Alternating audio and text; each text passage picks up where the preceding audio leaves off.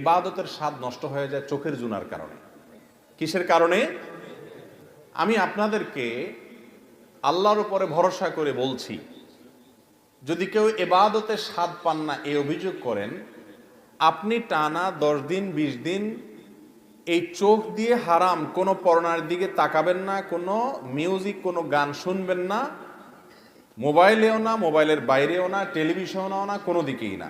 রাস্তা চলবেন, নিজেকে নিয়ন্ত্রণ করবেন, নজর পড়ে গেছে সাথে সাথে নিজেকে শাসন করবেন, ভৎসনা করবেন, আল্লাহর কাছে মাপ চাইবেন, এরপরে আরো সাবধান হয়ে চলবেন। এভাবে 10-15 দিন যদি চোখের জেনা থেকে আপনাকে বাঁচাতে পারেন নিজেকে, ইনশাআল্লাহ আপনি ইবাদতের স্বাদ পাবেন। আপনি রুকু করলে, সিজদা করলে আর উঠতে মনে চাবে না। ভাইরে, আজ আমাদের কাছে নামাজটা বোঝা হয়ে গেছে। আমরা নামাজটা পড়ি একটা বোঝা, পড়ে শেষ করতে পারলে বাঁচি। সাহাবা একরাম, এমনকি আমাদের প্রিয় নবী করিম সাল্লাল্লাহু আলাইহি সাল্লাম কিভাবে নামাজ পড়তেন জানেন?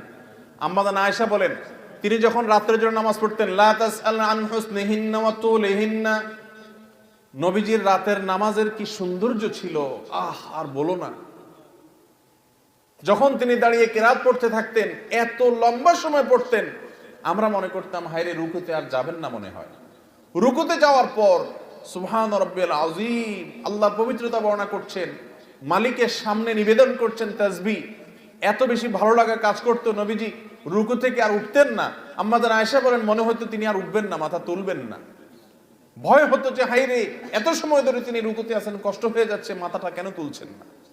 এরপর যখন মাথা তুলতেন, এত সময় ধরে দাঁড়িয়ে আল্লাহর প্রশংসা করতেন, হামদান কাসীরান তাইয়িবান মুবারাকান ফি রব্বানা ওয়ালাকাল হামদ। এত সময় নিয়ে বলতেন, মনে হয় যে আর সিজদা যাবেন না। আবার সিজদা গেলে একই অবস্থা। সবচেয়ে মজার জায়গায় সিজদা, আমার মালিককে আমি সিজদা করছি, এই সিজদার বিনিময়ে দুনিয়া এবং দুনিয়ার মধ্যে যা কিছু আছে সবকিছুর চাইতে উত্তম হবে, মালিকের সবচেয়ে নৈকট্য অর্জন হবে।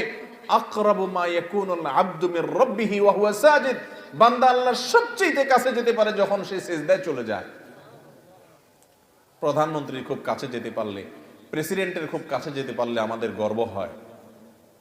দুনিয়ার প্রধানমন্ত্রী, দুনিয়ার প্রেসিডেন্ট, দুনিয়ার রাজা, দুনিয়ার সমস্ত মানুষের মালিক যিনি, বাদশাহ যিনি, রব যিনি, সবাই যার গোলাম সৃষ্টি, সেই মালিকের সবচেয়ে কাছে যেতে পারে মানুষ যখন সিজদায় চলে যায়।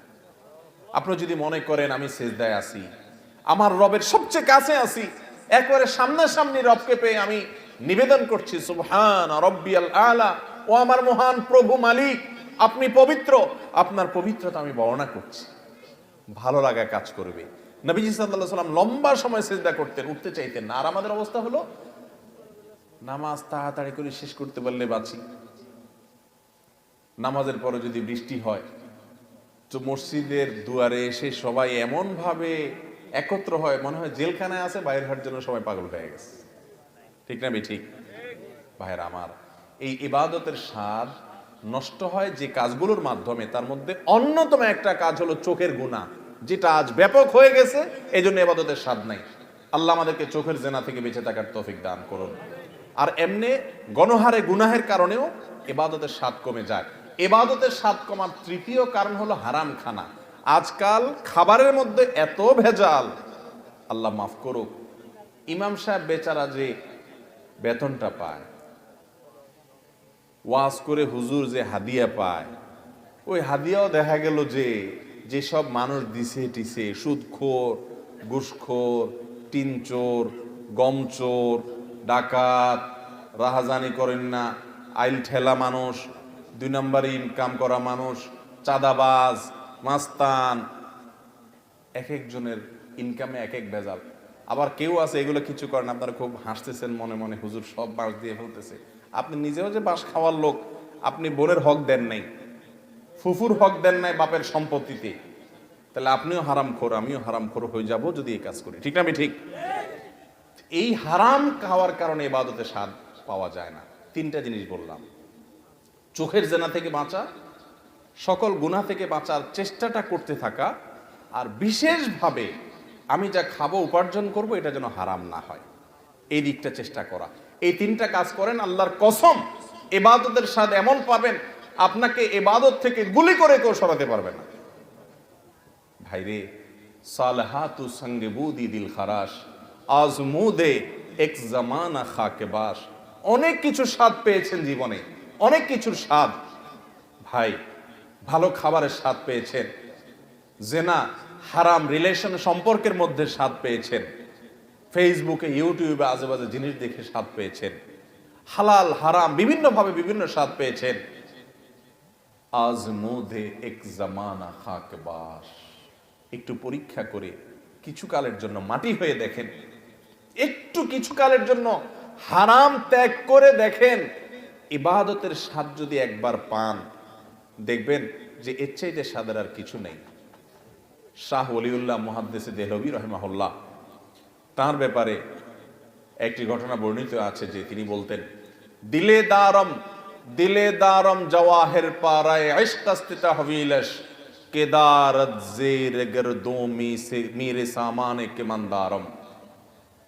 তিনি দিল্লি শাহী মসজিদের ওখানে দাঁড়িয়ে বলতেন, আল্লাহ এমন এক দিল দিয়েছেন আমাকে, এই অন্তরের চতুর্পাশ দিয়ে বড় বড় রাজা বাদশাদের রাজত্ব, এগুলো ঘুরঘুর করে ঘুরতে থাকে, কিন্তু ভেতরে ঢোকার চান্স পায় না। এর মানে বুঝছেন? মনে করেন একজন আপনার বাড়ির পাশে 2 নম্বর টাকা দিয়ে আঙ্গুল ফেলে কলা গাছ হয়ে গেছে, আছে না? না এরকম আপনার বাপেও খোঁচায়, মায়েও খোঁচায়, আপনার নিজের কাছেও খারাপ লাগে যে আমি কি করলাম। হ্যাঁ, আরেকজন হারাম রিলেশন করে 2টা 4টা সম্পর্ক করে ফেলছে, আপনার কোনো হারাম রিলেশন না, আপনি মনে করতেছেন হারে আমি দুনিয়ার এই ভোগ উপভোগ থেকে নিজেকে দূরে সরিয়ে রাখলাম। তো তিনি বলেছেন, আমার অন্তরে এগুলার লোভ, মোহ, পদ, টাকা পয়সা, অমুকে রাজনীতি করতে করতে বিশাল নেতা হয়ে গেছে, এখন তার দেখে কে আর, পয়সা ক্ষমতা, কিন্তু আমি তো সেই জায়গায় পড়ে থাকলাম।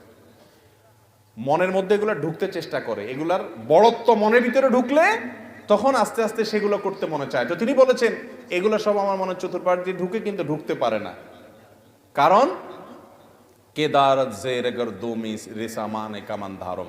ও দুনিয়ার রাজা বাদশারা, ও মোগল সম্রাটেরা, আমি যে অন্তর রাখি, এই অন্তরে আল্লাহর ইবাদত করে যেই পরিমাণ নিজেকে ধনী মনে হয়, তোমাদের কাছে যত কিছু আছে এগুলো সব আমার কাছে তুচ্ছ মনে হয়, এগুলোর কোনো মূল্য আমার কাছে নাই, তোমরা এগুলোকে অনেক বড় কিছু মনে করতে পারো। মুসলমানের নজর হবে সেরকম, এগুলো কল্পকাহিনী মনে হবে।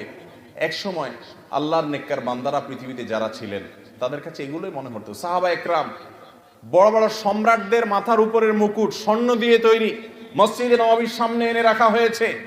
ইবাদতের স্বাদ পাওয়ার আগে, ইসলাম গ্রহণ করার আগে, যারা একটু ওটের পানি পান করানোকে কেন্দ্র করে শতাব্দীকে শতাব্দী, যুগ যুগ ধরে যুদ্ধ করে বেড়াতো, তুচ্ছ জিনিসের জন্য লড়াই করত, সেই মানুষগুলো ওই মুকুটকে, সম্রাটের সেই সোনা খচিত মুকুটকে পাও দিয়া উষ্ঠা মারে লাথি মারতে মারতে চলে যায়। এগুলো তাদের অন্তরে প্রবেশ করতে পারে না, এগুলো তাদেরকে কোনো অবস্থাতে দুর্বল করতে পারে না।